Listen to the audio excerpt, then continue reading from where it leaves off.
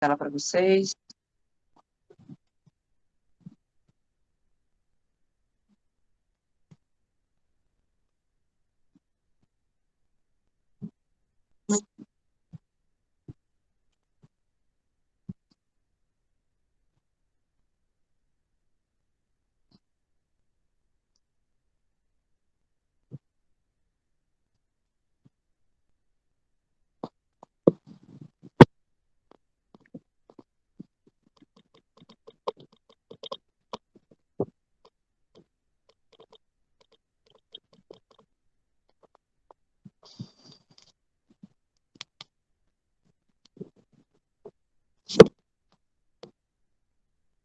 Bora.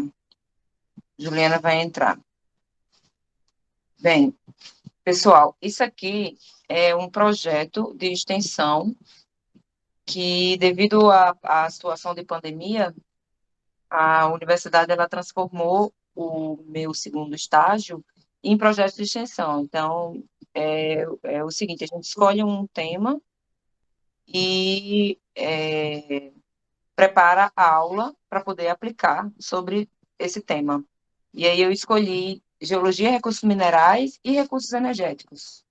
Geologia e recursos minerais eu apliquei em primeiro estágio e esse aqui é o segundo, que trata sobre os recursos energéticos. Aí são cinco, é uma aula de cinco, dividida em cinco apresentações, essa é a primeira e é a mais longa. Ela tem em torno de 1 hora e meia e ela trata sobre os combustíveis fósseis, certo? As outras têm em torno de 1 hora de apresentação. Essa aí é a maior. Aí a gente começa falando sobre os recursos energéticos, porque os recursos naturais, os recursos energéticos, eles estão dentro dos recursos naturais. Os minerais e energéticos, tanto os minerais quanto os energéticos são todos recursos naturais, né? E tem os recursos naturais renováveis e os recursos naturais não renováveis.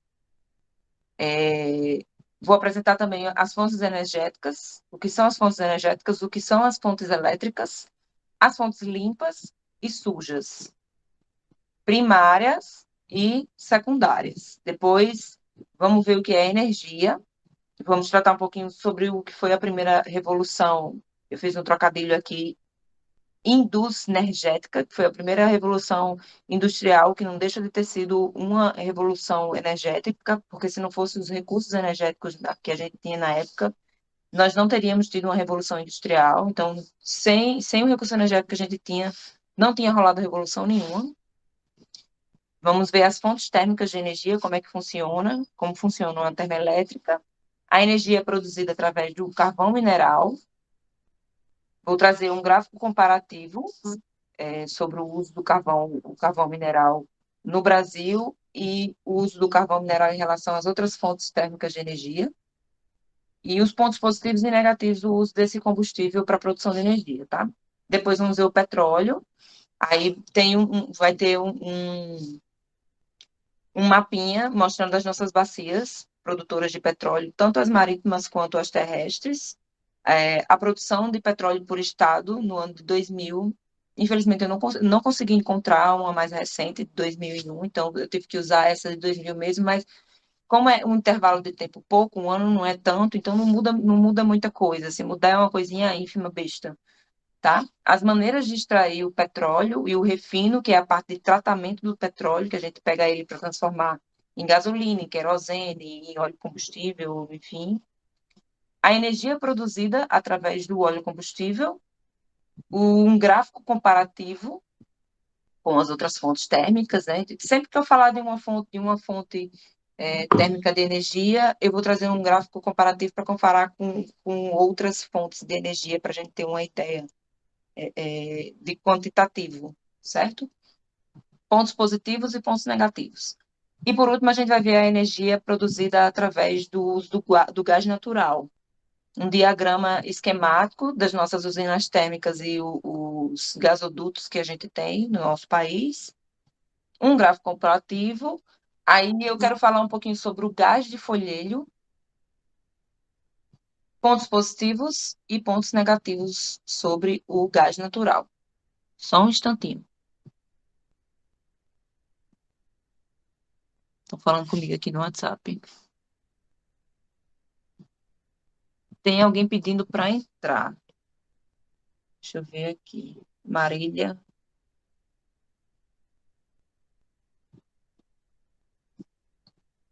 E Julie. Pronto, gente. Eu só falei um pouquinho sobre o sumário, tá?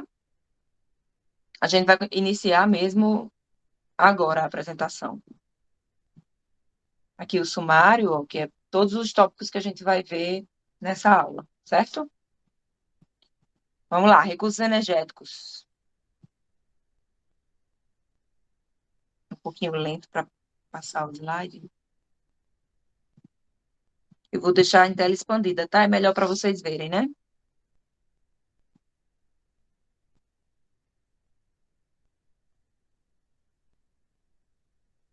Bom, ao longo do nosso desenvolvimento, do desenvolvimento humano, a gente vem aumentando as nossas necessidades por recursos naturais, que a gente vem consumindo mais ao longo do tempo, né?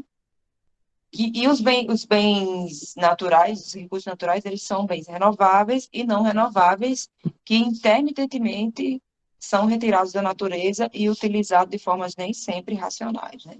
A gente, às vezes, alopra no consumismo. E é isso que eu quero que vocês reflitam ao longo de todas essas 5 aulas que eu vou trazer, para a gente refletir a respeito dos nossos hábitos de consumo, tá? Assim como as rochas, a gente faz nossa história, né?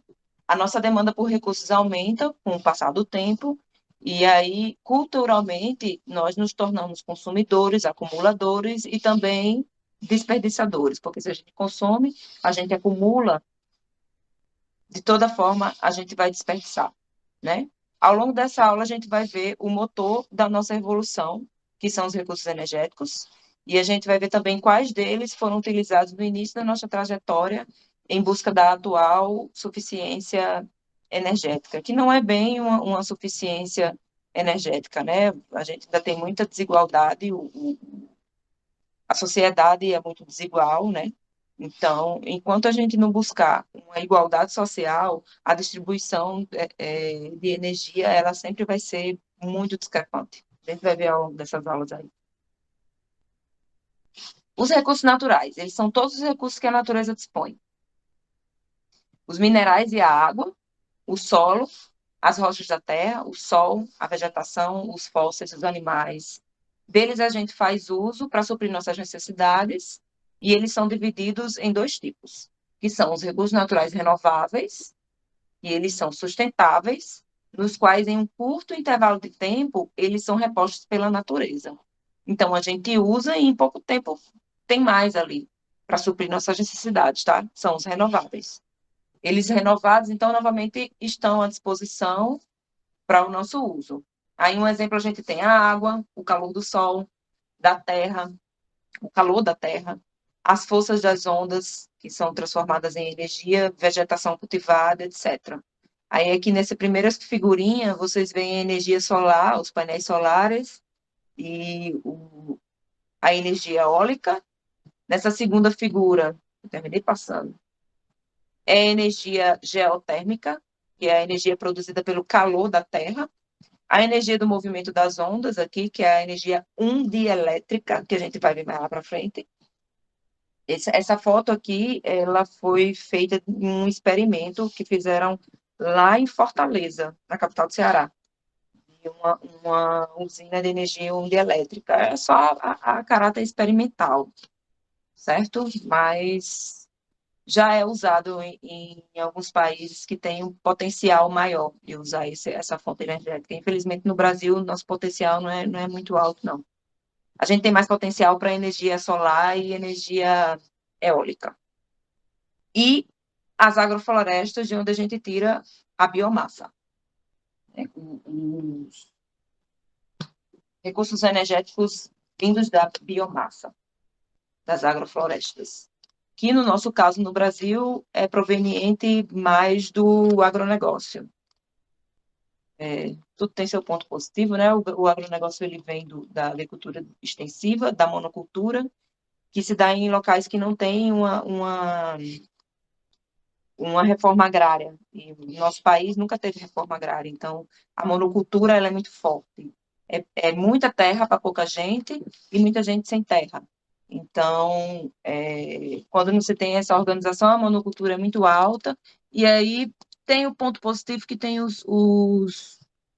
a biomassa, né, que é produzida a partir desses vegetais. São fantásticos, a gente vai ver lá em outra aula, tá? Hoje o foco vai ser os fósseis, os combustíveis fósseis, que estão dentro dos recursos naturais não renováveis, que são os recursos minerais que fazem parte desse grupo, né? E o carvão é um recurso mineral. Bem como os derivados fósseis que transformam-se em petróleo, que são os fósseis animais, e o carvão, que são fósseis vegetais. Então, o petróleo é de fósseis animais e o carvão é de fósseis vegetais. O processo de reposição desses recursos leva milhões de anos.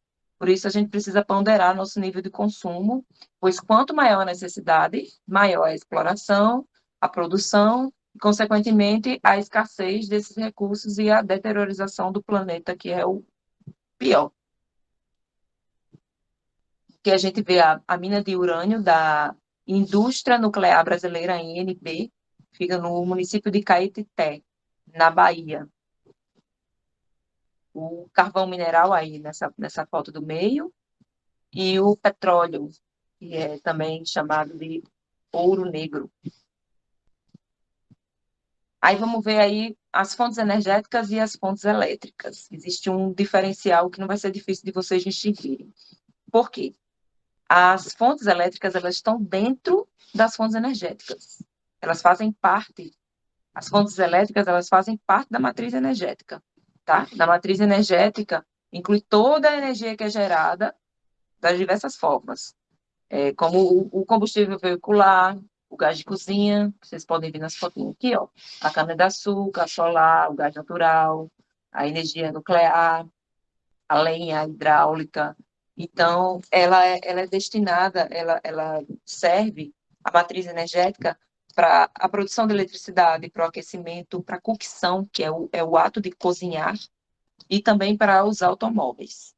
Já a matriz elétrica é apenas para geração de energia elétrica, ou seja, a matriz elétrica, ela faz parte, ela está contida na matriz energética, a matemática, os conjuntos aí de matemática. A matriz energética contém a matriz elétrica. A matriz elétrica está contida na matriz energética, certo? E tem as fontes limpas e fontes sujas. Isso aí dá uma embolada na cabeça, principalmente da galera mais nova, porque as fontes limpas são aquelas que não emitem gases poluentes no seu processo de conversão de energia, né? Da energia mecânica para a energia elétrica. Mas a gente tem a energia nuclear, que ela é não renovável. Porém, como ela não emite gases poluentes, ela é limpa. Ela gera um lixo tóxico, que se acontecer um acidente, dá um problema grande, né, ambiental, mas é considerada uma fonte limpa porque não emite gases poluentes. A biomassa, ela também é considerada limpa, tá? Apesar de emitir gás carbônico na atmosfera e causar desmatamento, e ser, como eu falei anteriormente, proveniente da monocultura, ela também é considerada limpa por emitir pouco gás carbônico na atmosfera, certo? Então, as fontes sujas, elas são consideradas aquelas que emitem gases que agravam o efeito estufa. As fontes energéticas de proveniência fóssil, em si, é que são as sujas mesmo, sabe? São consideradas, de fato, as fontes sujas de energia, que é o carvão, o petróleo e o gás natural. Vamos lá. Os recursos energéticos são recursos naturais, renováveis e não renováveis, utilizados para a produção de energia. São recursos renováveis e não renováveis que são utilizados para a produção de energia. Aí, com base no uso deles, a gente evolui, né, econômica e socialmente. As fontes energéticas, elas são classificadas de duas formas. As primárias, e as secundárias. As primárias elas são diretamente utilizadas para a produção de energia, tá? E as secundárias elas passam por um processo de beneficiamento para poder produzir a energia.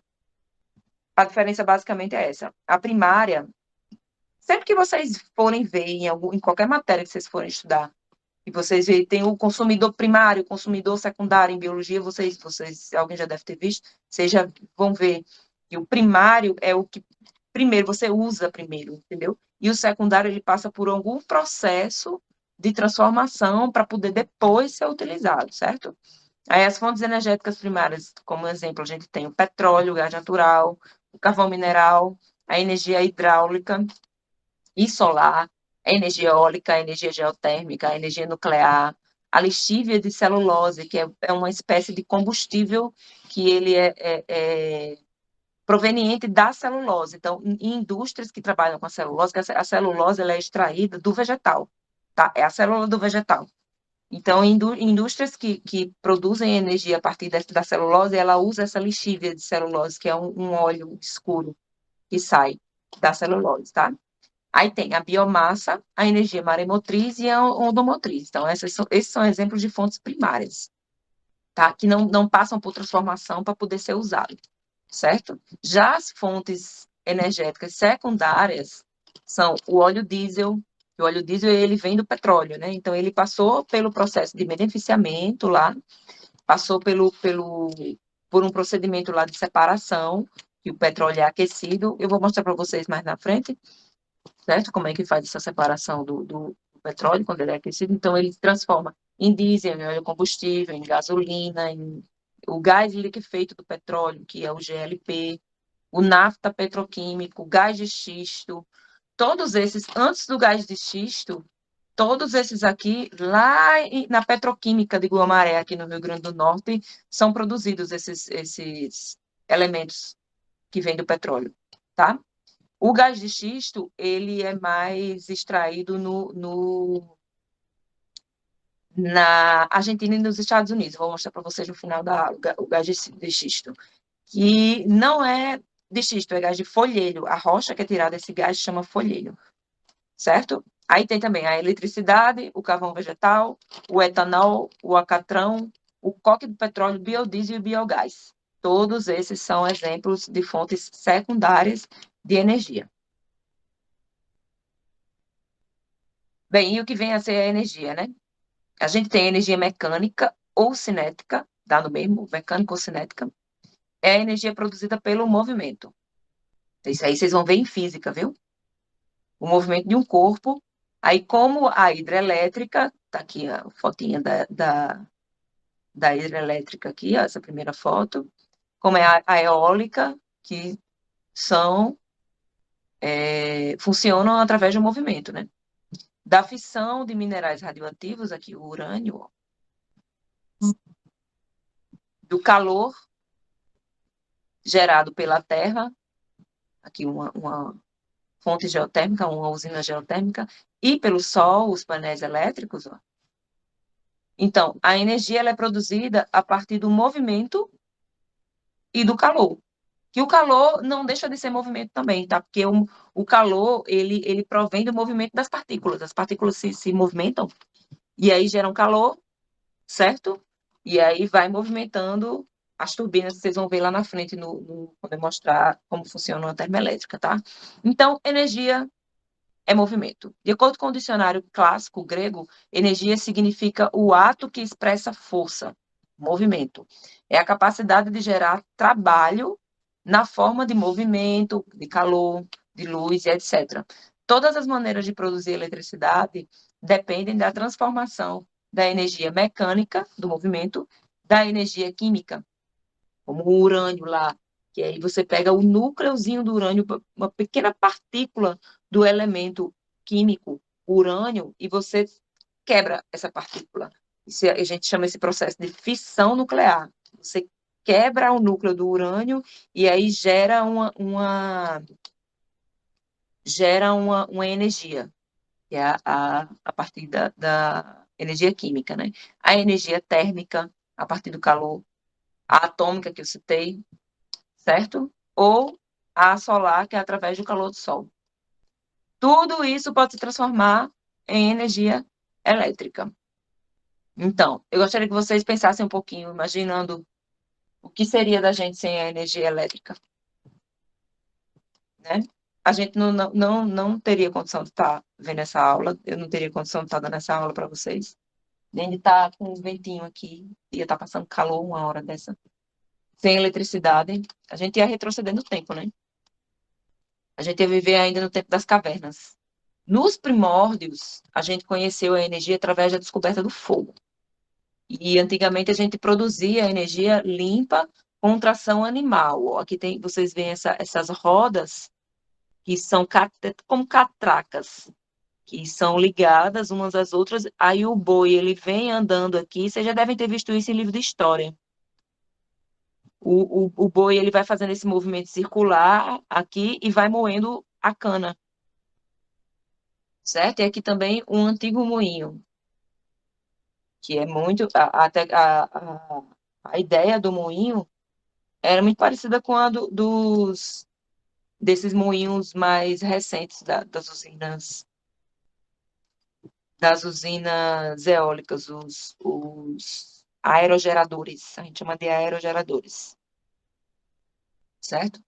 Aí a gente se desenvolve energética e tecnologicamente, né, com base na queima da lenha, do carvão vegetal, que é de origem renovável, porque o carvão vegetal ele vem dos vegetais, né? Eu trouxe um pedacinho de carvão aqui para mostrar para vocês. Esse aqui é o vegetal. E aqui é muito utilizado no Nordeste, no sertão nordestino, na região da Caatinga, a gente destrói a nossa vegetação, o nosso bioma Caatinga, por causa da produção do carvão vegetal. Isso aqui é um pedaço de lenha, que eles fazem uns fornos artesanais no chão, é tipo uns iglus, uns negocinho arredondado, assim. E aí toca fogo ali dentro e coloca essas madeiras lá dentro e queima e produz o carvão vegetal. O carvão mineral, ele é um pouco parecido. Eu trouxe uma foto aqui que eu tirei lá do Serviço Geológico do Brasil, lá de Recife. Essa amostra, ela foi doada, é lá da Bacia do Jatobá, da província Inajá, lá da Paraíba. Isso aí é um pedaço de carvão mineral. Então, aqui, ó, vocês conseguem ver aqui que eu estou mostrando no vídeo? O carvão vegetal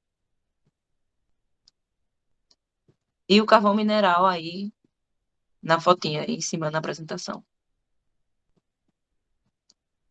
É parecido, né? Mas não é igual. O mineral é muito mais denso, é muito mais duro. O vegetal a gente quebra, né?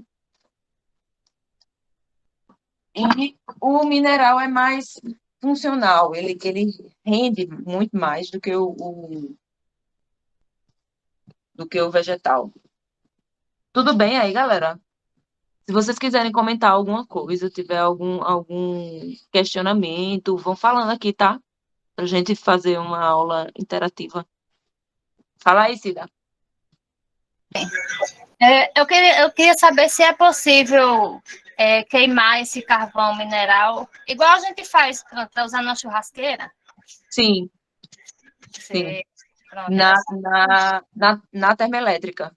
sim, Na usina termoelétrica. certo. Só lá, né? O uso cotidiano assim está excluído. Não, não. Não dá. Em casa, só o vegetal mesmo. Entendo, sei. E é usado Certo? por quê, assim, para fazer o quê esse carvão mineral na indústria? Produção de energia, basicamente. Sei, entendi. Tanto para a própria indústria, quanto para a produção de energia, principalmente quando os reservatórios de água estão baixos. Sei, Aí a entendi. gente passa, infelizmente, a utilizar o carvão mineral. De todas, vocês vão ver ao longo da aula que de todas as fontes energéticas que a gente tem, o carvão é a mais trashzinha, sabe? É poluente, né? É a mais poluente, é. Mas, assim, durante muito tempo, eu fui meio ecochata. Eu Hum, sempre defendia que a gente tem que acabar com esse negócio de estar explorando o petróleo, de estar explorando o carvão, mas a gente não pode tapar o sol com a peneira, não vai ser assim, nunca, é, porque a gente ainda tem muita reserva e é a forma de produção que a gente conhece, então o processo é muito lento, né? Mas existem tecnologias que vão diminuindo a emissão. é. Aí sim, aí tem que se focar nessa área aí da redução de emissão de gases poluentes, Para tá? preservar um pouco mais a nossa natureza, né? Pois é, para poder a gente aguentar passar mais uns 100 anos nesse planeta, né? Senão vai ter que caçar outro para viver. Sem sofrer tanto calor, né? Pois é, Ok, mas é, em relação ao calor, eu não sei se teria como a gente voltar atrás, sabe? Eu sou cética em relação a isso. Eu acho que a tendência vai ser piorar mesmo, porque a hora de agir já passou. já entramos Tudo em. bem que a gente vai agir, né? Tá agindo, mas é muito lentamente. Então, eu não acredito que não vá piorar. Essa questão do aumento da temperatura não vai piorar, a tendência é piorar, infelizmente. Mas um dia a gente, né? Talvez, quem sabe, melhore. Mas a curto tempo, eu não acredito que a gente mantenha um equilíbrio, não. Eu acho que a gente vai dar uma piorada para poder depois desesperadamente acordar e ver que não é por aí, sabe? Essa questão do aumento dos combustíveis fósseis, tinha-se um acordo internacional de que ia ser aumentado mesmo o valor do combustível fóssil para as pessoas procurarem outras opções, mas a gente tem outras opções? O certo seria a gente ter a opção de colocar o gás natural, de colocar o biogás, que vem da biomassa, que a gente produz muita. Então, pela lógica do combinado, seria aumentar o valor dos combustíveis fósseis e reduzir o valor dos combustíveis que não são fósseis, de reduzir o subsídio a você colocar um painel solar na sua casa, entendeu? Melhorar o acesso a esse tipo de produção de energia. E não é o que a gente vê. É porque Vocês vão o ver, capitalismo interfere muito, né? trava, No, né? no nosso O sistema que a melhor. gente fica é travado. É, A grande problemática é essa, né? é, Para a sustentabilidade, o sistema em que a gente vive é travado. Mas exatamente. a gente tem que botar fé na rapaziada, né? Eu É, acredito na rapaziada. e cada um fazer a sua parte, né? Em casa mesmo, É analisando. por isso, é por isso que eu falo dessa questão da gente puxar para a consciência, entendeu? Para o consumo. Porque a indústria ela não vai simplesmente lhe dar a opção equilibrada. Não, a indústria ela quer lucrar. E, sabe,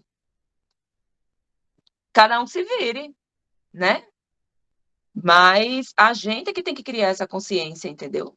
De que se a gente não tomar uma atitude, de que se a gente não procurar fazer o melhor, nada vai mudar. Não vai mudar. Certo?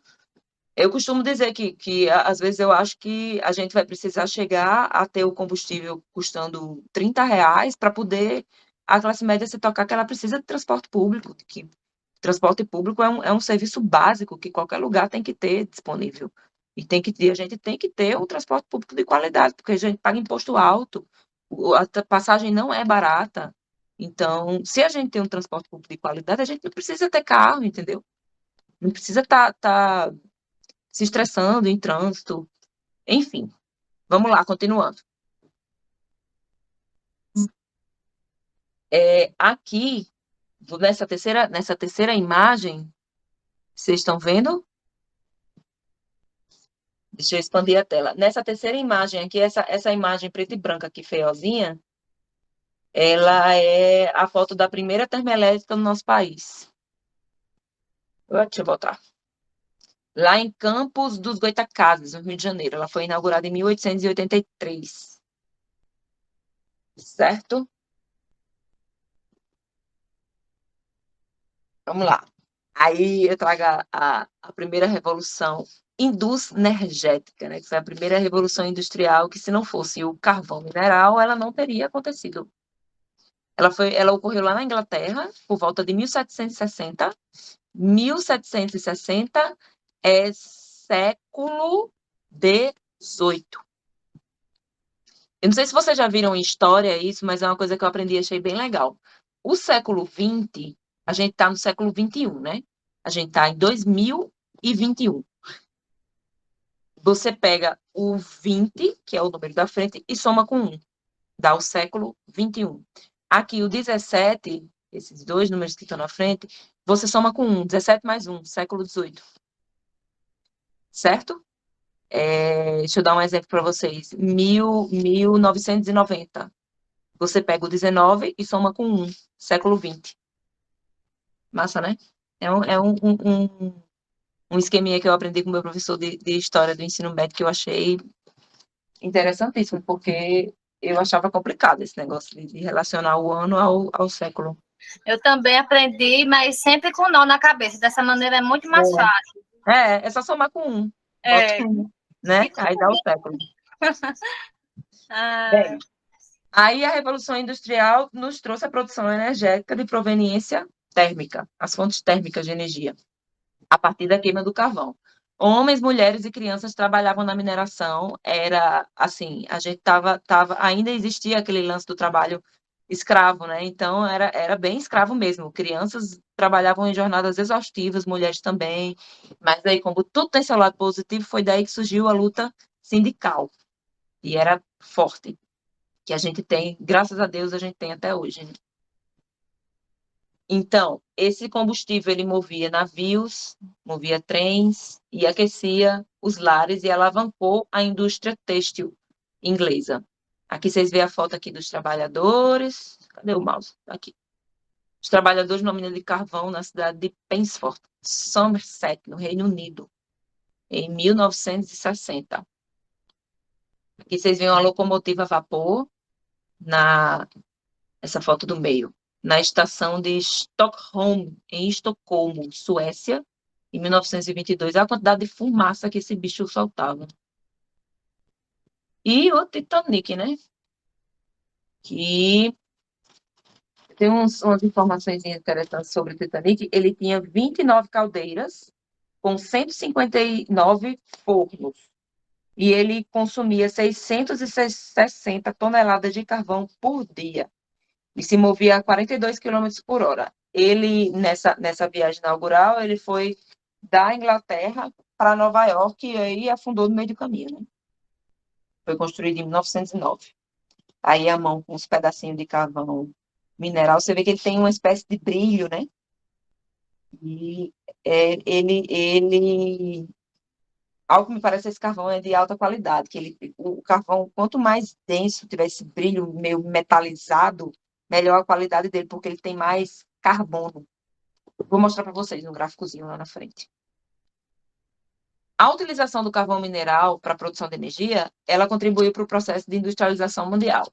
Isso aí é fato incontestável. Como na Inglaterra que começou a ser utilizado, foi lá também que em dezembro de 1952, com a chegada de um anticiclone, o que é um anticiclone? É um fenômeno atmosférico que ele não permite que o ar circule. Na nossa aula sobre geologia, a gente viu correntes de convecções. Quem, Júlia? Rapidinho, vou aceitar a Júlia aqui. Na aula de geologia, lá quando eu fiz o primeiro estágio, a gente viu as correntes de convecção, que rola no magma da Terra, lá onde está se formando as rochas. Então, o que é a corrente de convecção? Vocês vão ver em física, tá? O ar, ou o líquido mais quente, ele sobe e o mais frio, que é mais denso, desce. Então, o mais quente, ele tem mais espaço entre as partículas, ele fica mais leve, ele sobe e o mais frio desce. Isso acontece numa panela, isso acontece no magma, isso acontece no mar, e isso acontece na atmosfera também. Que aí, quando rola o anticiclone, esse processo, ele estanca. E com o processo do aquecimento global, da poluição, isso pode acontecer com o mar. E se isso acontecer com o mar, é o nosso fim. Eu nem aceitei aqui, peraí. Porque vai alterar todo o sistema Terra, né? Se você altera as correntes marinhas, se você estaciona as correntes marinhas, vai pôr em risco toda a vida do planeta. Vixe, tem uma galera querendo entrar aqui. Liz e Rodrigo. Bora, gente. Vocês chegaram na parte do Grande Nevoeiro da Inglaterra, que foi o maior desastre atmosférico ocorrido até então no continente europeu, por causa da produção de energia através do, do carvão. Então, ocorreu em 1952, com a chegada do anticiclone, e o anticiclone, eu estava explicando aqui para o pessoal, que o anticiclone, ele deixa o ar parado, então o ar não se renova, e aí fica essas fumaças. A queima do carvão agravou a situação, porque a concentração de um elemento chamado enxofre, que eu vou mostrar uma foto para vocês, do mineralzinho de enxofre, é um mineral amarelo, que lembra uma rapadura branca. A concentração dele era alta, nesse tipo de carvão que era utilizado lá na Inglaterra, e liberava ácido sulfúrico. E o ácido sulfúrico, ele faz mal para o sistema respiratório da gente. Boa tarde, Rodrigo. Faz mal para o nosso sistema respiratório, faz mal para a vegetação, faz mal para... A gente vai ver lá nos pontos negativos da produção de energia através do carvão, certo? Eu tenho um tópicozinho lá que eu falo a respeito do enxofre. Enfim, foram 5 dias de caos, milhares de mortes, e é considerado o maior acidente, o maior desastre atmosférico ocorrido até então lá no continente europeu. Tá? Aqui vocês vê a foto de um guarda tentando organizar o trânsito, a máscarazinha que ele usava. E aqui o relógio Big Ben, que é um cartão postal da Inglaterra, praticamente quase se escondendo atrás do nevoeiro. Imagina uma semana a pessoa no meio de uma fumaça de poluição. Vamos lá. Fontes térmicas de energia. A palavra térmica, ela tem relação com o calor, né? Seja ele gerado naturalmente pela Terra, a partir da combustão de um elemento, a queima, ou da fissão, que é a quebra do núcleo de um átomo de um elemento, ou através da irradiação solar, certo? As fontes térmicas usadas para a produção de energia são os combustíveis fósseis, que eles são derivados da decomposição de vegetais e algas, que geram o carvão, e da decomposição de vegetais, algas e animais, que é o petróleo, tá? A diferença entre o petróleo e o carvão é que o carvão ele vai depositando as algas e os vegetais vão se depositando como se fosse num terreno lamaçado, certo? Aos pouquinhos vai depositando e aí tem que ter uma pressão ideal, certo? Um tempo ideal para ir se formando ali. O petróleo, não. O petróleo, ele é produzido a partir de animais também, certo? E geralmente eles ficam em locais de rocha porosa. São encontrados em ambientes de rocha porosa. Outras fontes térmicas de energia são os resíduos industriais, a biomassa, o biogás, os minerais radioativos, que vocês veem aqui, ó, a torianita, que é o mineral de onde a gente tira o elemento tório, e a uraninita, que é o mineral que a gente tira tanto o urânio quanto o rádio. Esses dois minerais aqui, eles fornecem elementos radioativos para as usinas atômicas, certo? Aqui a gente tem uma fotozinha do biogás, que ele é retirado dos resíduos de aterros sanitários. É genial essa ideia aqui. E você produz gás para produzir energia a partir do lixo. Só que nessa aula, como a gente vai focar nas fontes de combustíveis fósseis, vamos esquecer por enquanto esses outros combustíveis, certo? Aqui vocês veem, tem uma figurinha aqui em cima, no canto direito, que é da produção, da extração do petróleo. que aqui ele é retirado no mar, ó, nessa primeira figura a gente tem uma plataforma, que ela fica aqui na superfície, e aí eles fazem um furo, tipo aquele furo de sonda que a gente viu lá no primeiro estágio lá de geologia. Eles furam a rocha, perfuram a rocha e chegam no patamar que tem o petróleo, ó. Essa parte amarela aqui o azul é o mar, essa parte amarelada, laranja aqui, é a rocha mais arenosa, essa vermelhinha aqui geralmente é uma rocha mais dura, mais difícil de furar, e aqui preto o petróleo. Embaixo a gente tem água e mais rocha aqui embaixo, tá? Isso aqui no mar e aqui em terra aqui não é muito diferente. O processo é o mesmo, só que a diferença é que é em terra, né? Aqui você tem uma torre de perfuração de poço de petróleo. Já no mar é uma plataforma. No mar exige toda uma logística para poder extrair o petróleo do mar, toda uma logística, toda uma tecnologia, né? Mas como é que se diz? Nós temos bastante tecnologia. O Brasil tem bastante tecnologia em extração de petróleo no mar. Vamos lá. Como funciona uma termoelétrica, né? Ela produz energia a partir de qualquer matéria-prima que possa gerar o calor, como o bagaço de plantas, o óleo proveniente do petróleo, o gás natural, o carvão mineral e o urânio das usinas nucleares. Esse calor aquece o reservatório de água, ó, prestem atenção nessa figurinha aqui, tá? Vai aquecer a água, vai produzir o vapor com uma pressão que vai girar as pás da turbina, acionando um gerador que vai produzir energia elétrica, ó. Aqui, essa capelinha aqui que vocês veem, arrodeando aqui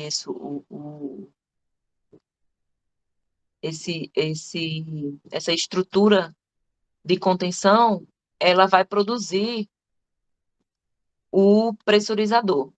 Ela vai proteger o pressurizador, tá? O pressurizador, que é esse negocinho vermelho aqui, ó, ele é responsável por aumentar a pressão da água no fluido, que é a água, né, que passa por aqui, certo? O gerador de vapor é aonde a água aquecida ela passa para gerar o vapor que vai movimentar a turbina, que são essas pás aqui, ó. Então, a água é aquecida pelo pressurizador, tá? Ela passa por aqui pelo gerador, ela vem para a turbina, o vapor dessa água vai mexer essa turbina, que vai passar para a água, ela vai descer para o condensador aqui embaixo, ó. A água que evaporar e condensar. Condensar é quando a água vira líquido, volta a ser líquida, tá? Ela vaporiza e aí quando condensa, ela vira líquido e volta para o estado líquido, tá? Quando a água condensa, ela volta para o estado líquido. O condensador, o vapor então passa pelo condensador e se liquefaz. E volta para o gerador aqui, ó, para todo o processo de novo.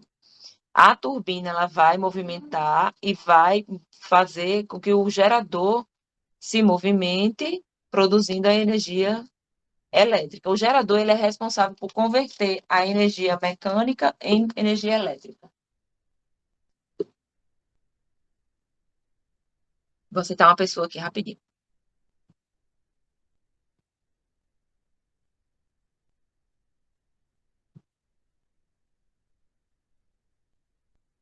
Oxi, cadê? Sumiu.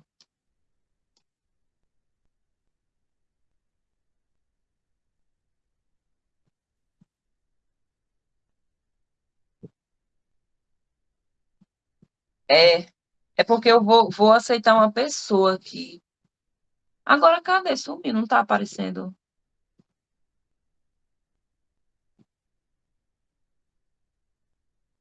Entrou? Foi? Então vamos voltar. Tá aparecendo a apresentação?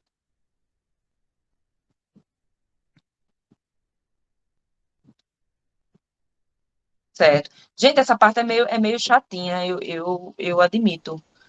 Mas ela é bem interessante para vocês que vão começar a ver física, na parte de física vocês veem mecânica, então Mas é, está ótimo, tudo serve de aprendizado para a gente, né? é, é um pouco chato de ver, porque assim, eu acho meio ó, a gente aprender esse tipo de coisa sem ser em laboratório, sabe? Sem Mas estar ali, bacana a aula. é, no, no, sem ser presencialmente, sem você ver mesmo presencialmente, se torna chato, né? Sem laboratório se torna chato. Aula de laboratório é o que há. Mas vamos lá. A energia é produzida através do carvão. Lembra que eu falei do gráfico da concentração? Sim, tá perfeito.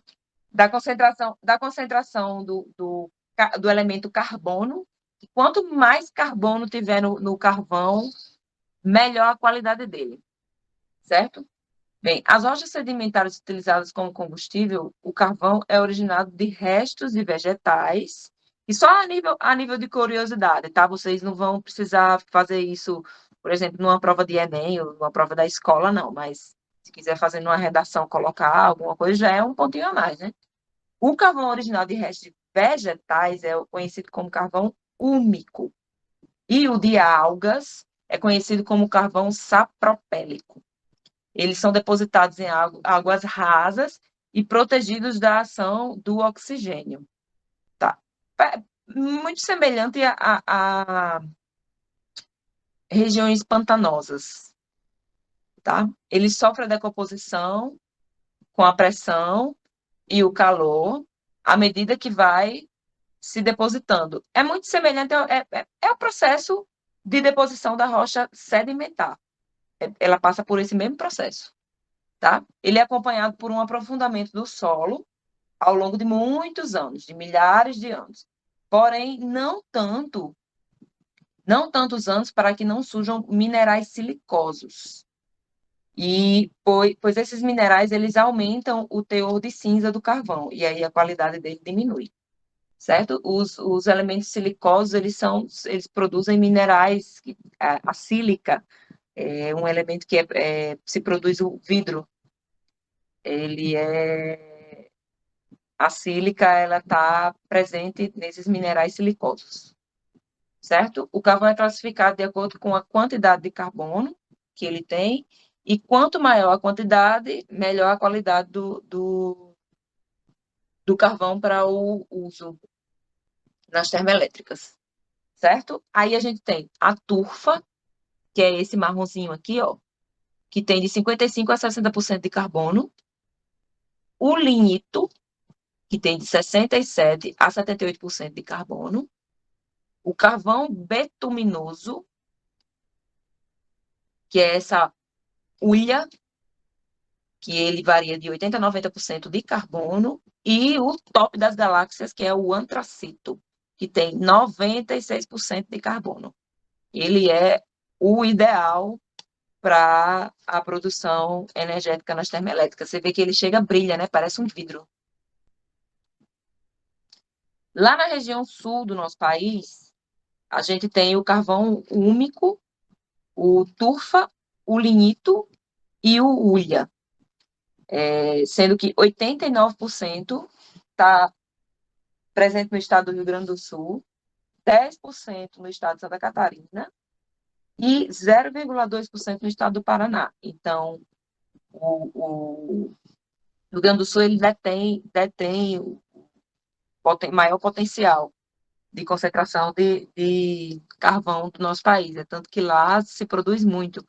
Teve uma época que o Serviço Geológico do Brasil participou de um projeto para recuperar áreas degradadas pela mineração de carvão lá no Rio Grande do Sul. Então, eram rios poluídos, solo poluído, era aquele negócio todo bagunçado, né? Foi a exploração de carvão lá, avacalhou essa área, e aí o Serviço Geológico desenvolveu um projeto para recuperar essas áreas degradadas pela exploração irracional do carvão, lá no estado do Rio Grande do Sul.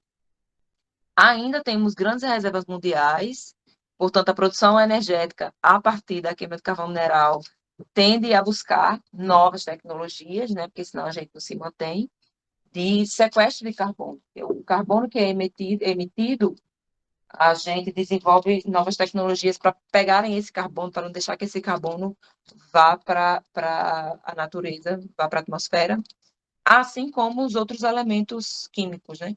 Que a gente, no processo de queima, tem umas espécies, tem uns filtros que são colocados nas chaminés para que esses elementos químicos não passem. Ele filtra aqueles elementos e esses elementos ficam nesse filtro. E aí diminui a quantidade de elemento químico nocivo que é emitido. Vocês passarem por uma chaminé e ver uma fumaça colorida, alguma coisa, sabe? Uma coloração, uma certa coloração, acho estranho, porque está passando alguma coisa ali. Porque geralmente uma fumaça que não tem elemento químico, ela é uma fumaça mais clarinha, certo? Então, para se tornar um meio de produção energética menos poluente e sustentável, tem que ser investido em tecnologia, né? E os cursos os cursos de tecnologia, o pessoal trabalha muito nisso aí. Tem muita produção científica voltada para essa área. Para a gente procurar um desenvolvimento energético saudável. Aí aqui a gente tem os gráficos. Sim, eu não mostrei para vocês aqui, ó, essas cores que tem nesses gráficos aqui. Essa cor escura aqui é a quantidade de carbono. Essa amarela aqui é a quantidade de material volátil, que são outros elementos que estão lá junto, certo? E essa azulzinha é a quantidade de água. Você vê que no antracito, que é o de maior qualidade, tem bem pouquinha água, né? E bem pouquinho material volátil. Já o de baixa qualidade tem muito mais água do que os materiais voláteis e o carbono. O gráfico comparativo. Aí eu trago aqui para vocês por regiões a quantidade de energia produzida em termoelétricas a carvão aqui por regiões do país. Na região norte, zero. Na região centro-oeste, zero. Na região sudoeste, zero. Aí sul, lá em cima, em torno de 1.700 e pouquinho. E Nordeste atrás. Agora, o Nordeste, é bom a gente fazer uma observação, porque a gente produz aqui muito, muito carvão vegetal, né? Então, nesse gráfico aqui também tem a influência do carvão vegetal, tá? Na Paraíba tem o carvão mineral, mas nem se compara com as reservas que a gente tem na região sul do país. E o gráfico comparativo com outras fontes térmicas, que é o óleo, o gás, a biomassa, os resíduos industriais, o urânio enriquecido e o carvão aqui, ó. O carvão está à frente do urânio enriquecido, dos resíduos industriais e da biomassa. Ele só perde para o óleo e para o gás, né? Que o gás aqui está à frente de todos.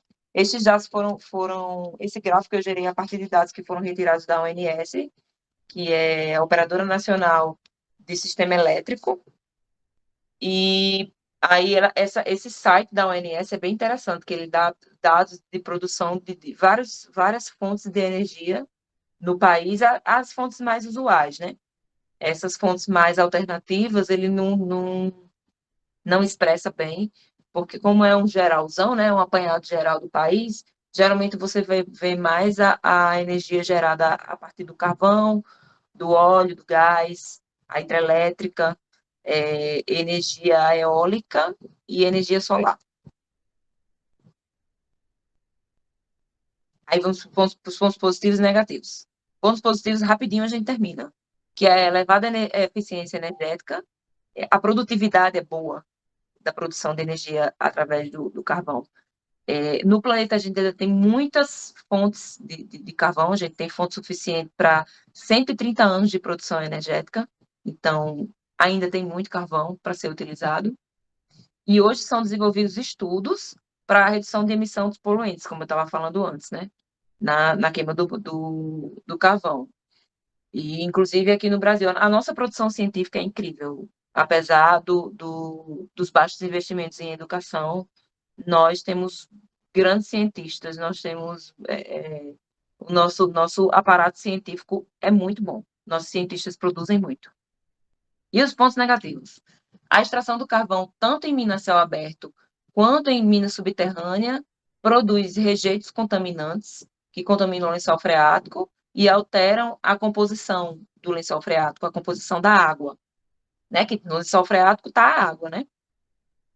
O trabalhador que atua na extração ou pessoas que moram em áreas próximas à extração podem desenvolver pneumoconiose, que é uma doença pulmonar que não tem cura e ela é provocada pela exposição à poeira de rocha. Se você vê uma pessoa que trabalha em caieira, trabalha com chapa essas... Como é o nome desse teto aqui, Zé? Com cal, pessoal que trabalha com cal, que trabalha com corte de rocha ornamental, esse pessoal que trabalha com rocha diretamente com pó, eles têm muita chance de desenvolver a pneumoconiose. Ela transforma, basicamente, a pneumoconiose, ela transforma o pulmão em pedra.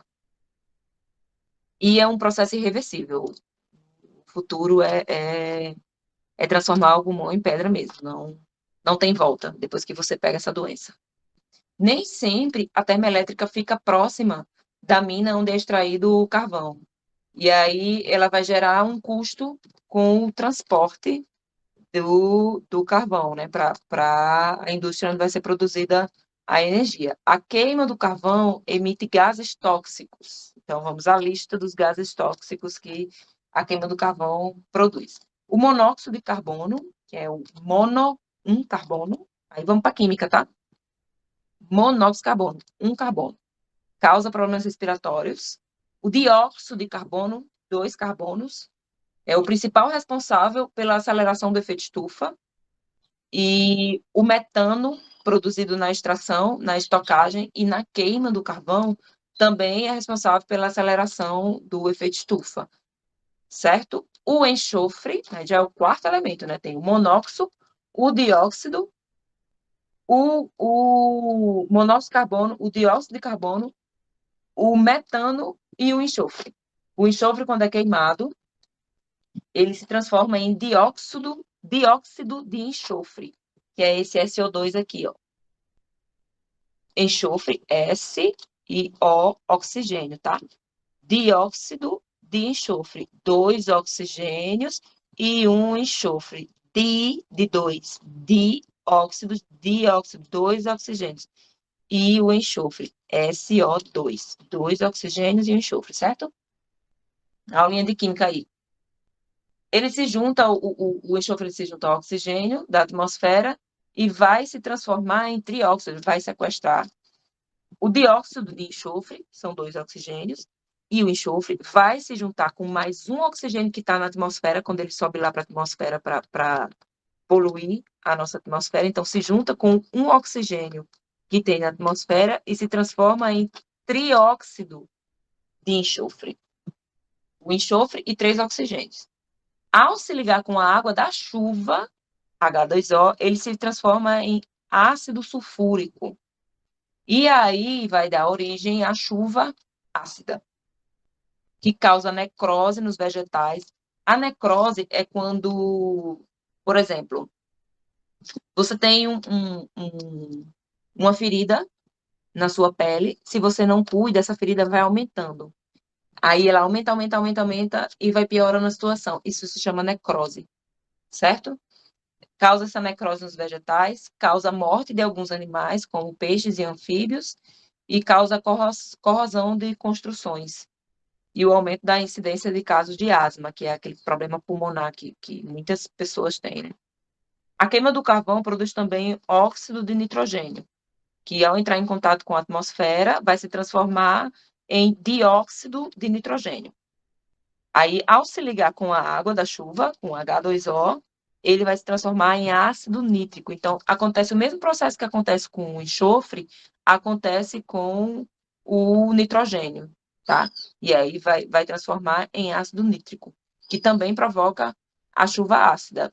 Então, aqui, nesses pontos negativos aqui, vocês estão tendo uma aulinha de química, né?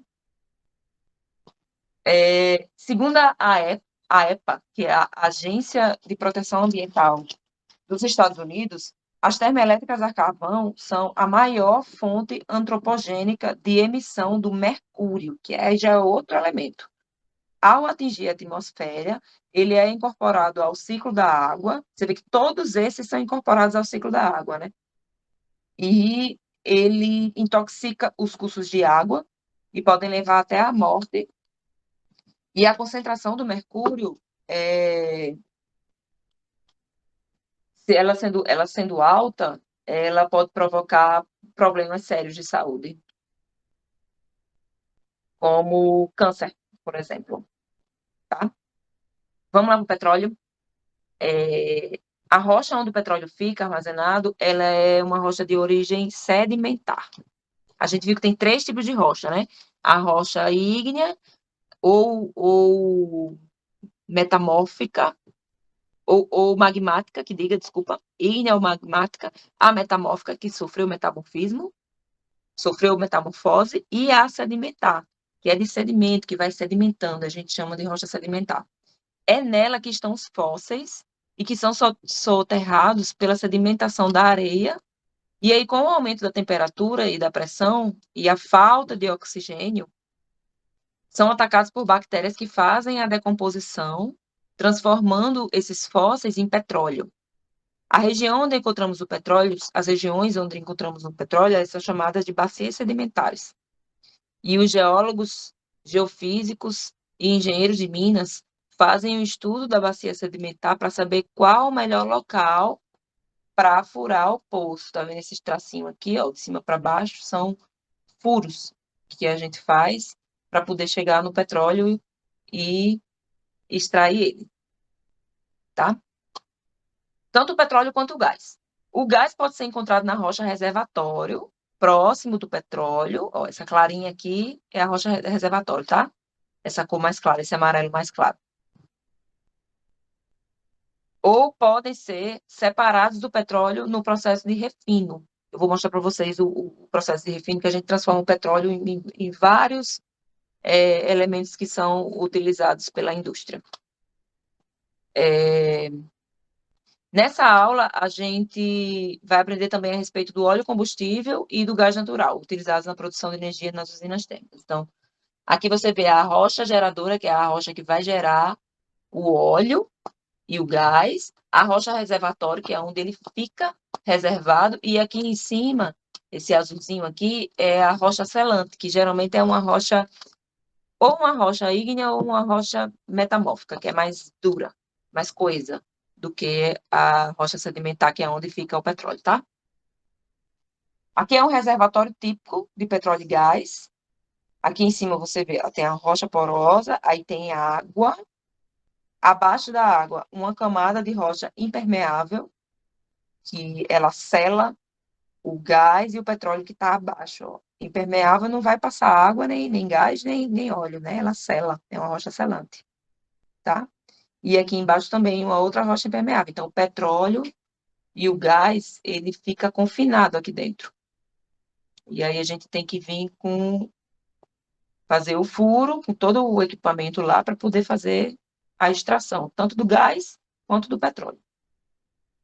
Aqui a gente tem nossas bacias produtoras de petróleo, tanto as bacias marinhas quanto as bacias terrestres.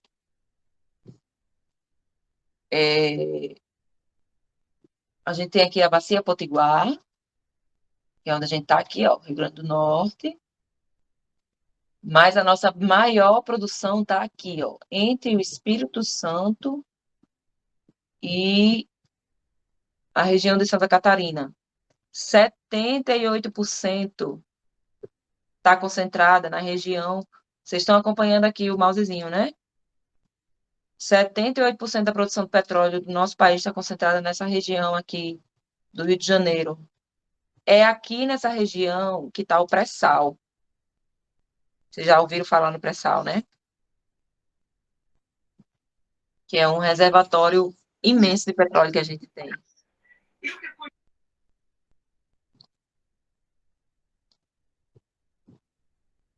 Por que é pré-sal? Porque acima da camada de petróleo tem sal. Por isso que se chama pré-sal. E é uma reserva enorme de petróleo. Bem, aqui no nosso estado, a gente tem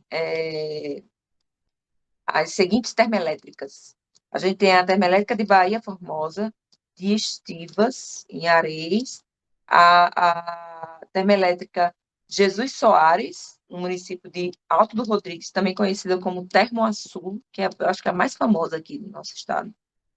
E a Potiguar e Potiguar 3, no município de Macaíba. Então, a gente tem 4 usinas térmicas no nosso estado do Rio Grande do Norte. Tá?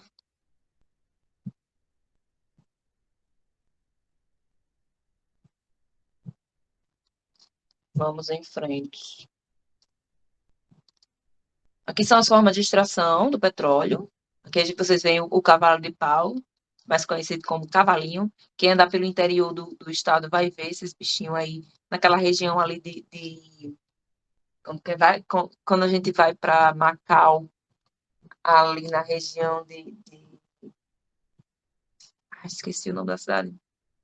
Mas quando a gente vai para Guamaré, Macau, para aquela região, tem muito cavalinho naquela área.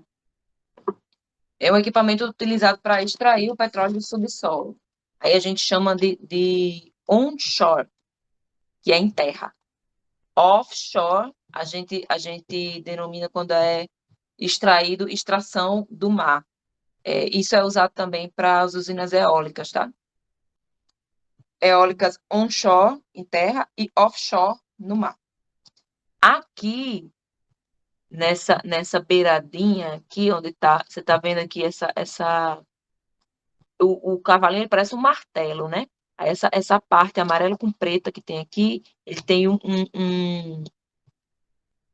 fio que ele é preso à sonda aqui, ó, embaixo, que é o furo, onde é feito o furo. Tá? Vocês conseguem ver onde eu passo aqui o mouse? E aí é através desse furo que é extraído o petróleo. E aí ele fica nesse movimento aqui, ó. Desce, sobe, desce, sobe. A gente tem um lá na UFRN, no setor de geologia.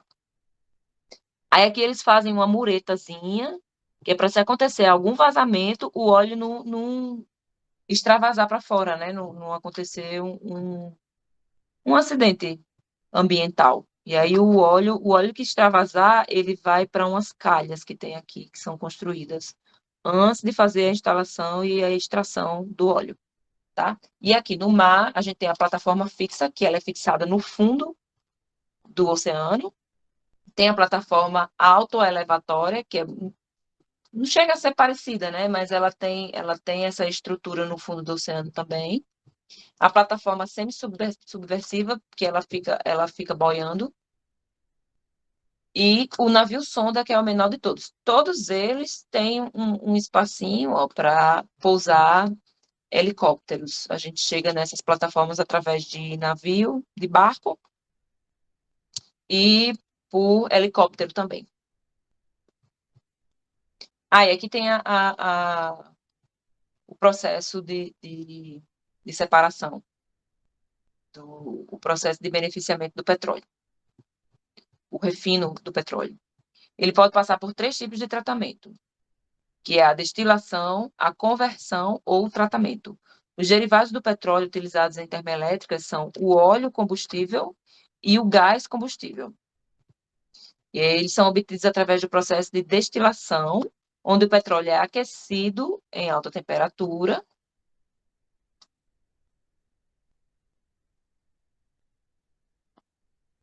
até evaporar. Esse vapor volta para o estado líquido e, à medida que ele vai resfriando, ele vai se transformando num subproduto. O óleo combustível, ele contém enxofre. Está aqui o enxofre, parece uma rapadura doce. E no processo de tratamento, esse elemento tóxico é reduzido de acordo com as exigências do mercado. O ideal é que não tenha enxofre, mas sempre vai ter um pouquinho, tá? O enxofre, ele não é bem-vindo os processos do petróleo. Quanto menos enxofre tiver, tanto no petróleo quanto no carvão, melhor.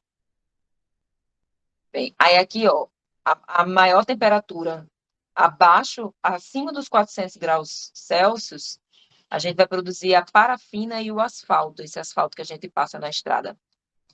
370 graus Celsius, a gente produz o óleo combustível, que é o utilizado para produzir energia.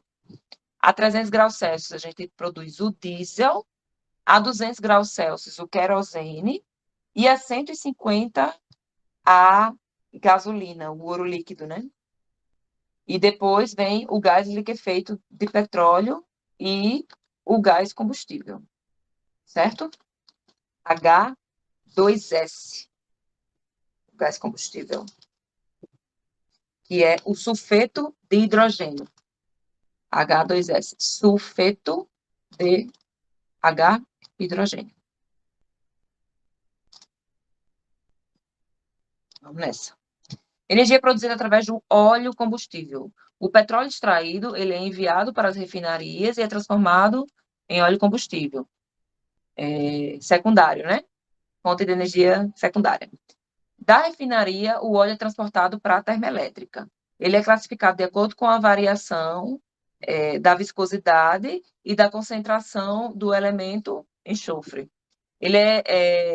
Quanto menor a concentração de enxofre o óleo tem, melhor é a qualidade dele, como eu já tinha dito, né? Esse combustível, bem como todos os outros derivados do petróleo, são regulamentados pela Agência Nacional do Petróleo, a ANP, que tem esse símbolozinho aqui, que parece uma gota amarela com o azul no meio. A ANP, a Agência Nacional do Petróleo. O seu transporte é feito por meio rodoviário, hidroviário, por navios petroleiros ou através de oleodutos, em terra ou no mar. A produção da energia em termoelétricas movidas a óleo combustível vem diminuindo com o passar do tempo. Hoje temos adquirido matéria-prima mais eficiente e sustentáveis. O óleo combustível é um dos grandes vilões da poluição atmosférica e é responsável pelo aquecimento global. Aqui vocês veem a fotinho do óleo combustível. Esse óleo escuro, meio preto, meio acinzentado, né? A refinaria Clara Camarão, lá no município de Guamaré. Nessa refinaria aqui, a gente faz todos esses processos aqui, ó, faz a separação, tá? E aqui a gente tem uma usina termoelétrica movida a óleo combustível da Petrobras. Os gráficos. Vamos ver a quantidade de energia produzida em termoelétricos a óleo. Veja só, no Nordeste, a gente tem dois tipos de rios, tá? Que é o rio perene e o rio intermitente. O rio intermitente, ele tem época do ano que ele tem água, tem época do ano que ele não tem. No Nordeste, a gente tem muito rio assim, que enche de acordo com as chuvas. A gente está em época de laninha no Nordeste. Quando a gente tem o evento chamado Laninha no Nordeste, aqui chove. E no Sul tem seca. Quando é o inverso, tem o El Ninho lá no Sul, aqui no Nordeste tem seca e lá no Sudeste chove.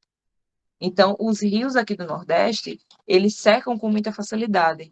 Eles são intermitentes. Os rios perenes são os rios que não secam, tá? Então, como a gente não tem muita água nos rios, a gente não tem hidrelétrica. A gente tem poucas hidrelétricas. Então, a gente vai ter que produzir o quê? Energia através do óleo.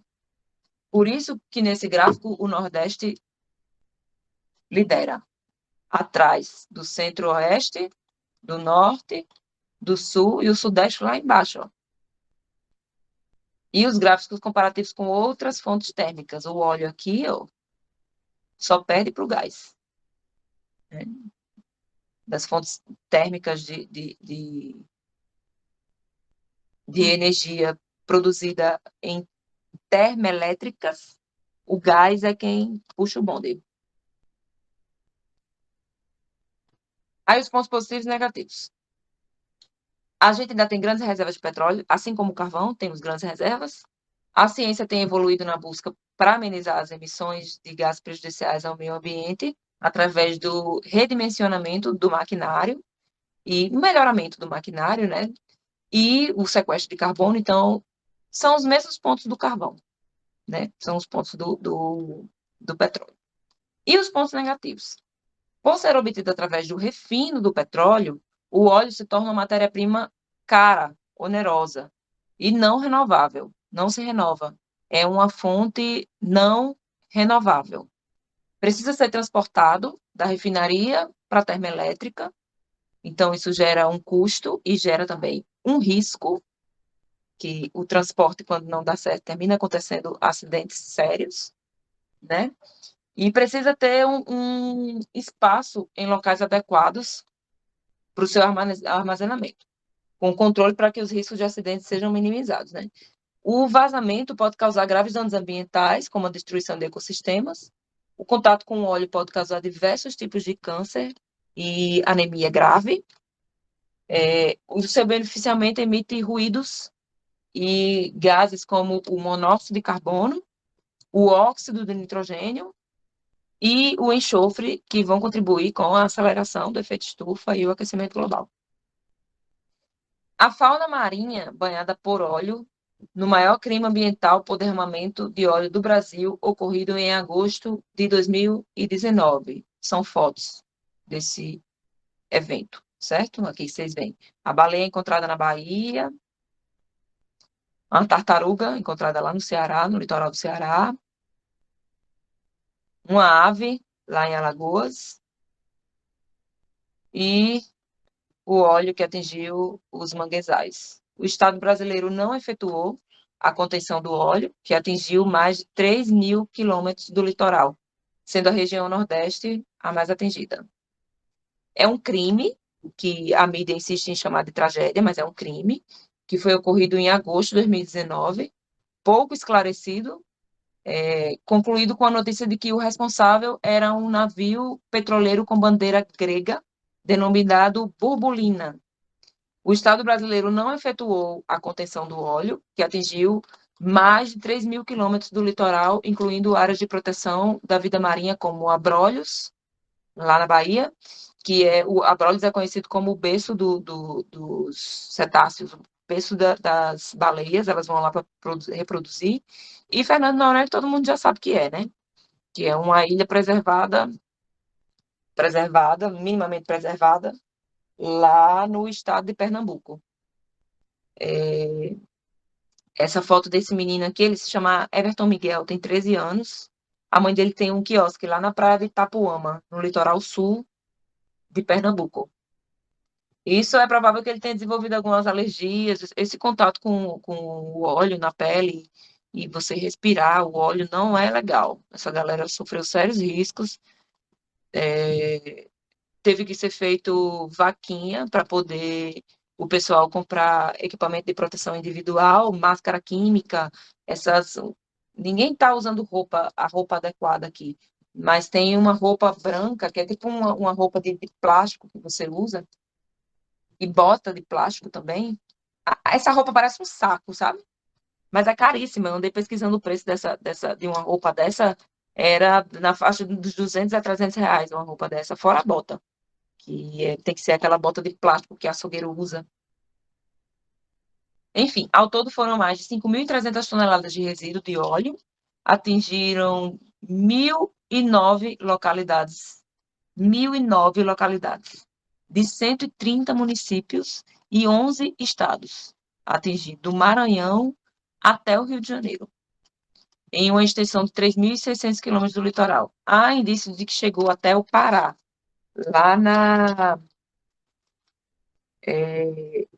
Abaetetuba, lá na Baía de Marajó, no município do Pará, aqui, ó, no mapinha. E chegou ao Rio de Janeiro. Só que o Rio Grande do Norte, a Paraíba e Pernambuco e Alagoas receberam 78% dessa contaminação. Aqui a região metropolitana não teve tanta incidência, não, aqui na volta de Natal, mas, né, nas regiões, é tanto que a gente vê aqui em cima do mapa, aqui está o Rio Grande do Norte, nessa área aqui, foi menor, a incidência foi menor. Ainda chegou, em Natal, e na Ridinha você via uns pontinhos, sabe? Na Praia do Meio apareceu alguma coisa, mas era coisinha pouca. Pernambuco e Alagoas foi que pegou a maior parte do óleo. Aqui é uma mancha de óleo lá na Praia de Peroba. Praia de Peroba tem uma faixa de corais muito grande, muito bonita, muito rica, a biodiversidade lá. E aí atingiu valendo. Aqui em Salvador, essa foto, na Bahia. E isso aqui foi no litoral de Pernambuco. A galera tentando limpar a duras penas, porque como o Estado brasileiro, que eu falo Estado, o país, tá? Estado com E maiúsculo se trata de país, certo? Estado com E minúsculo é Estado Rio Grande do Norte, Paraíba, Pernambuco, certo? Estado com E maiúsculo é Estado-nação, tá?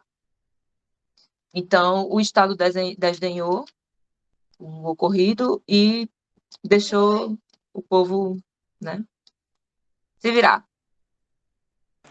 De certa forma, o Estado ele provocou esse crime ambiental, porque ele não agiu, então ele facilitou o crime, né?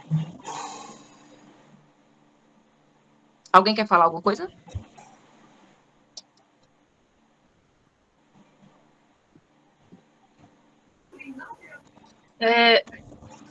É, no fim de semana passado, a gente foi tomar um banho de praia em Caxaranguape. Aí o meu filho saiu todo pintado com esse óleo aí. Ainda tá rolando ainda nas praias. Sim. É provável que possa ser isso.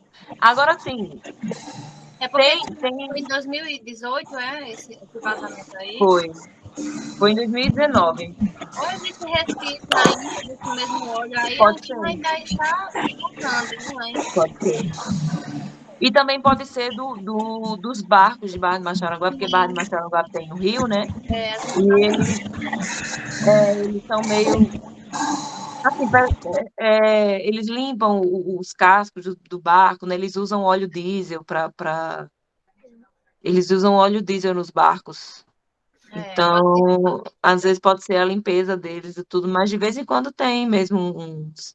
E a gente não tem certeza se isso foi vazamento desse navio, né? É. Tem quem diga que isso aí foi um vazamento de extração de petróleo mesmo. Foi um poço que vazou. Só o que Para a gente ter. sabe é que não é mais seguro tomar banho de praia, né? No litoral, É um risco. é É um um risco. risco. É, Tanto tem o esgoto que derrama na praia, aqui na Praia do Meio tem muito, né? é, Pontaneiro. é. Aí nessas O- outras praias mais o- afastadas é esse óleo. A escola técnica teve uma época que fazia uns testes nas praias. Tem as placas, né, informando se é próprio para banho ou não. Sim. Era o IF que fazia esses testes da água para ver se a praia é própria para banho ou não. Mas tem uma coisa muito intrigante, porque, por exemplo, Ponta Negra na época de final de ano, que é a alta, né, do turismo, fica própria para banho assim do nada. Mas quando foi feita a urbanização ali, que queriam fazer o emissário e tudo, quando urbanizaram aquela região de Ponta Negra, os cientistas já sinalizavam que ali ia ficar. O esgotamento ali não ia suprir, que ia ter problema com poluição, entendeu? Por causa da quantidade de pessoas morando ali, a quantidade de prédios. Isso acontece em cidades como Fortaleza, como Recife, que é cheio de prédio na orla marítima. Então, Turísticas também. é, termina acontecendo a poluição, né? É, capitalismo. É. Vamos lá. Vamos para o gás natural, que é o último. Com o aumento da temperatura entre as rochas, o petróleo confinado ele vai começando a evaporar. E aí esse vapor é o gás natural, dá origem ao gás, que com a alta pressão e temperatura tende a subir para a superfície, né? Entre os derivados fósseis, o gás natural é o menos poluente, gerando como resíduo apenas o CO2, que é o dióxido de carbono. Dióxido, dois carbonos, que se acumula na atmosfera. Graças à evolução do nosso entendimento a respeito dos cuidados com as questões ambientais O consumo do gás natural vem aumentando em detrimento do carvão e do óleo combustível, que além de poluírem a atmosfera com outras substâncias químicas, como o enxofre, poluem solo, água e trazem sérios malefícios a animais e vegetais. As termoelétricas movidas a carvão mineral e óleo combustível passam a assumir um papel paliativo quando as hidrelétricas estão com a produção reduzida em período de estiagem. Então, além do no Nordeste a gente não ter hidrelétrica, tem um período de estiagem no ano que geralmente é quando a conta de energia fica vermelha. É porque os reservatórios diminuíram e aí tem que ser ativada, tem que aumentar a produção nas termoelétricas movidas a carvão e a óleo combustível, e aí a conta aumenta, né? Então, a gente, além de consumir uma energia suja, a gente ainda paga mais caro por isso. Mas a tecnologia está aí para nos dar uma luz no futuro. Aqui a gente tem a UTE, Termoaçu, de Alto do Rodrigues, no Rio Grande do Norte. Bonito, né? Nossa usina termoelétrica, Termoaçu. O gás natural, que é utilizado para vários fins. Ó, aqui tem esse bichinho amarelo aqui. Aquela. Bom, o reservatório de gás do carro. Esse botijão amarelo aqui. Quando é, você vai abastecer, a galera aí que tem os pais, mães que tem carro a gás que vão abastecer, não é legal ficar dentro do carro quando vai abastecer, para evitar o risco de acidente, porque se um bicho desse explode com você dentro do carro, já era. E evitar, a gente precisa evitar também estar usando aparelho celular quando está em posto de combustível, porque qualquer centelhazinha, qualquer fagulhazinha, se tiver alguma coisa errada ali, ele pode servir como um gatilho para uma explosão, certo? É que veio a produção de gás natural para a cozinha, para a indústria e para os carros. Aqui nessa última foto vocês veem um gasoduto, que é os dutos que passam o gás em terra, e os gasodutos no mar também são assim, só que dentro d'água. E aqui um mapinha das usinas termoelétricas a gás do nosso país. Vocês veem que ao longo da costa brasileira todinha, né, tem a distribuição. Os gasodutos, esse traço preto aqui, são os gasodutos, ó, que vão até a Bolívia, né, eles passam do território brasileiro. A Bolívia, ela produz bastante também. E aqui em cima, ó, no nosso território, Serra do Mel, Guamaré, e lá embaixo em Pernambuco, ó, Suape, município de Ipojuca. E em vermelho aqui a gente tem as usinas termoelétricas existentes, essas em vermelho, tá? E em verde são as futuras, que estão sendo desenvolvidas para serem instaladas. Vamos lá, a gente está terminando já, certo? Os gráficos comparativos. Quantidade de energia produzida por termoelétrica a gás nas regiões brasileiras. Vejam aí. Só observem, não vou falar nada. Olha as regiões.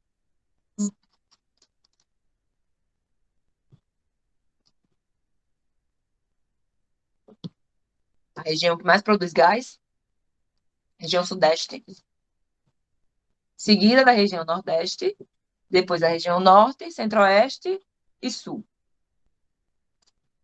Centro-oeste ainda está atrás da sul, ó. Se você for ver direitinho aqui no gráfico, a sul tá meio que pareia com a região norte. Mas as maiores produtoras de gás são a sudeste e depois a nordeste. E comparando com as outras fontes, a gente já sabe, né, que o gás domina, o gás é quem comanda. A gente já vai vendo uma luz no fim do túnel, né? Porque ó, entre o petróleo, o carvão e o gás, o mais produzido é o gás, que dos três é o menos poluente, né? A gente vai devagarinho, vai aos poucos, vai melhorando. O gás de folheiro.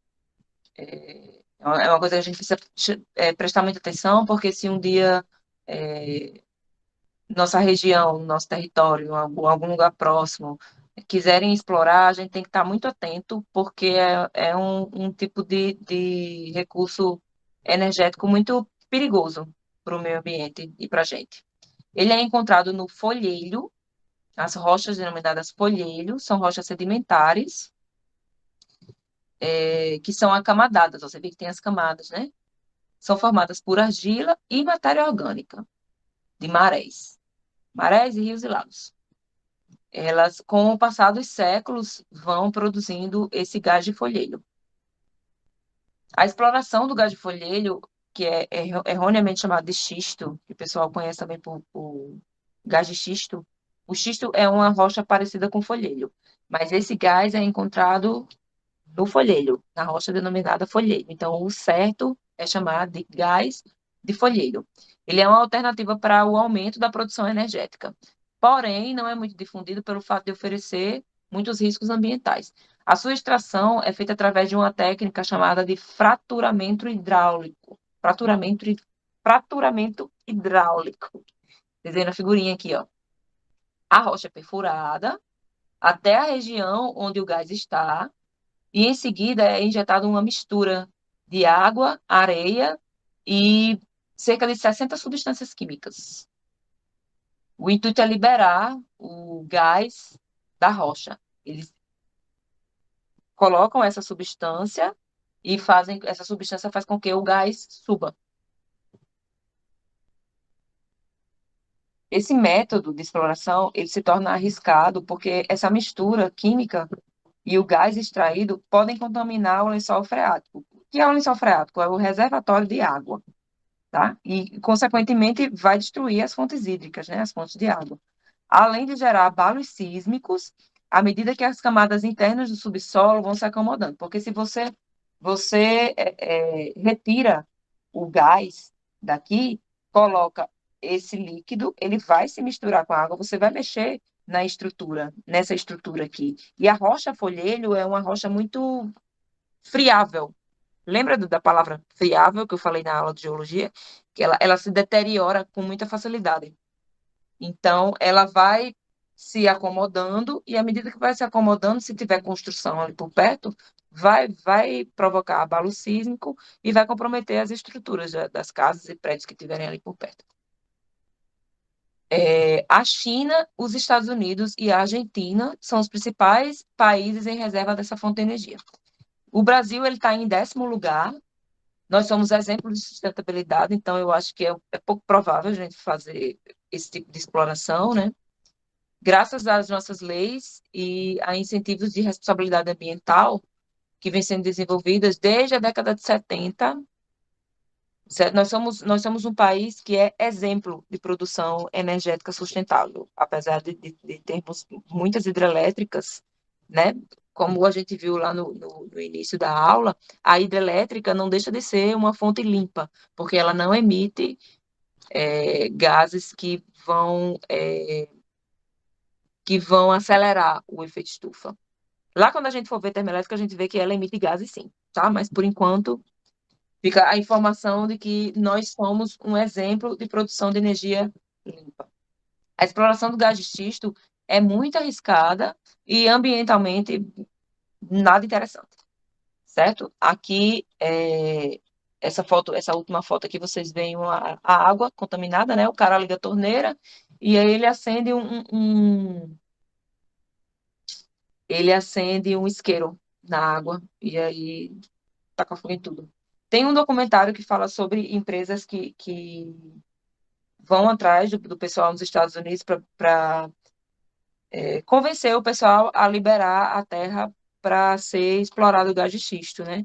E aí ele faz um comentário mostrando o perigo que essa galera sofre em liberar as terras para essas empresas que exploram gás atuarem no terreno delas. Eu vou deixar anotado aqui para me lembrar. Na próxima aula eu trago para vocês que documentário é esse, que é muito interessante assistir. Pontos positivos e negativos. Da mesma forma que o petróleo e que o carvão. Todas as fontes fósseis, a menos poluente, que emite só o CO2, né, o dióxido de carbono, é o gás. Não produz rejeito sólido, tem mais qualidade que os outros combustíveis fósseis em relação ao uso dos equipamentos. E o seu transporte é feito através de gasoduto ao longo de toda a costa brasileira. Como vocês viram lá no mapa, né? Ele vai até, passa por toda a costa brasileira, passa lá embaixo e vai bater na Bolívia. Os pontos negativos. A sua extração e beneficiamento requer muito cuidado quanto a acidentes de trabalho e acidentes ambientais. É um recurso energético que não é renovável, né? Fóssil, não é renovável. E a sua queima emite dióxido de carbono, CO2, principal gás responsável pelo aquecimento global. Requer local para armazenamento e é preciso utilizar silenciadores de ruídos para se produzir energia com ele, que provoca muito ruído. Então, a gente viu que a queima dos combustíveis fósseis emitem na atmosfera elementos que contribuem para a aceleração do aquecimento global, né, do efeito estufa, elevando a temperatura do planeta, e aí vai provocar o degelo das calotas polares. Onde é que estão as calotas polares, lembram? Nos polos. Aqui o globinho, está aqui. Polo Norte, Polo Sul. As calotas polares se situam aqui. Então, a emissão de CO2 vai provocar o degelo das calotas polares. E esse degelo vai alterar as correntes marítimas. E a gente pode chegar ao ponto de as correntes marítimas pararem. Né? Então, quando se trata de aquecimento global, o buraco é sempre mais embaixo. E também provoca o aumento do nível do mar, né? A emissão dos gases poluentes vai contribuir para o adoecimento do planeta, problemas respiratórios em grandes centros urbanos e a extinção de animais e vegetais. Então, tudo isso é exemplo nítido que a gente tem que diminuir a emissão de poluente e de que a gente tem que ponderar o consumo. Principalmente isso, ponderar o consumo. Porque, como eu disse no início, a indústria, ela não vai, vou ser boazinha agora e trabalhar em prol do desenvolvimento da humanidade, não. A indústria, ela quer lucro, ela quer dinheiro. Quem tem que querer o bem maior da humanidade, quem tem que querer viver no planeta sadio, somos nós. Então, quem tem que tomar atitude somos nós. Finalizando, gostaria de agradecer, em primeiro lugar, ao Caminho por me proporcionar experiências enriquecedoras e a vocês por me confiar esse tempo todo e essa paciência de ter ficado até agora assistindo essa aula, né? A gente precisa ser multiplicador na arte do bom proveito energético, porque dele somos dependentes. E para refletir, eu trouxe uma frasezinha que eu tirei do relatório da Academic Council, que a FAPESP traduziu para o Brasil, tem esse PDF na internet, que se chama Um Futuro com Energia Sustentável, Iluminando o Caminho. A Academic Council, ela é um conjunto de representantes de várias nações do planeta. O Brasil, ele mandou alguns cientistas, foram alguns cientistas representando o Brasil para produzir esse relatório, e de lá eu tirei essa frase. As pessoas de todas as partes do mundo têm o seu papel para moldar o futuro da energia através de seu comportamento, escolha de estilo de vida e preferências. E todos compartilham um risco significativo para atingir resultados sustentáveis. É isso. Eu gostaria que vocês participassem de alguma forma, não só SIDA. Vocês só fazem ouvir, não questionam, não falam nada. Cadê as dúvidas?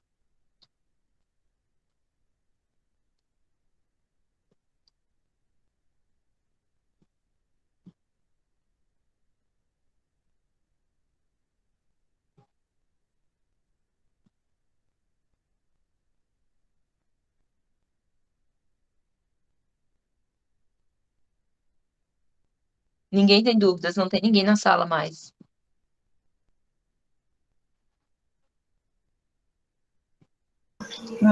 Eu só quero parabenizar você, fez um ótimo trabalho, viu? Ficou excelente. Eu adorei a sua palestra. Valeu, Cida. Obrigada. Tem mais 4. Vou assistir todas, viu? Pode mandar o link para mim que eu assisto. Tá. Valeu, Liz. Gostou, Pietro?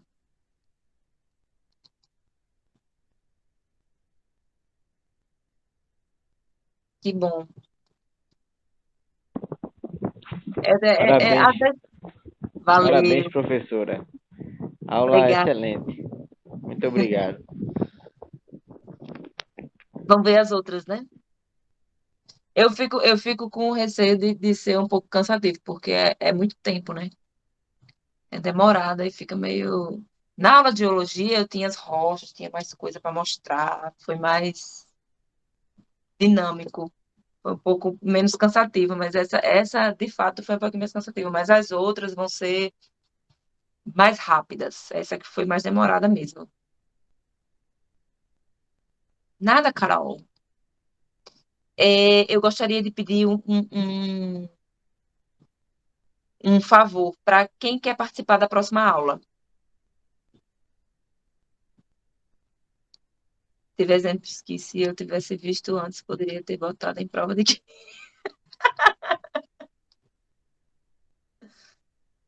Para você ver como tá tudo ligado, né? Todas as matérias têm ligação. Todas as matérias têm ligação. Aí eu queria que vocês colocassem se bem que eu tenho contato de todo mundo aqui. Mas Yuri me deu a ideia de eu fazer um grupo para a gente. Porque eu quero combinar com vocês um dia e um horário que seja ideal. Não vai dar para ser ideal para todo mundo, mas pelo menos para a maioria, entendeu? Para a gente fazer a nossa segunda aula. Porque eu não tenho contato de todo mundo. Aí, Zoé vai criar um grupo. Aí a gente vai juntando vai enviando para ela os contatos para poder a gente criar o grupo para ir decidindo as outras aulas como vai ser, quando é que vai ser, né? Para não ficar corrido para ninguém, nem ninguém perder, certo?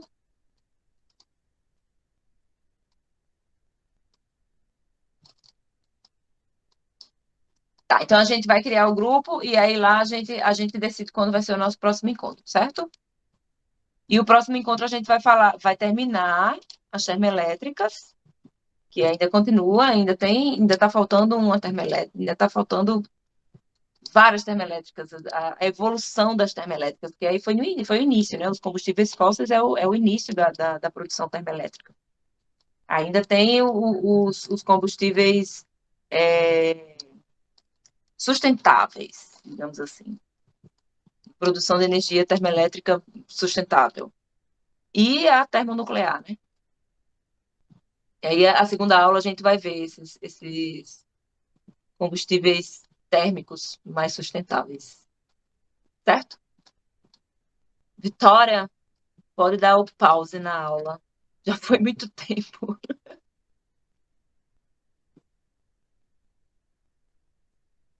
Como é que vai pausar? Eu vou pausar aqui. Interromper a gravação.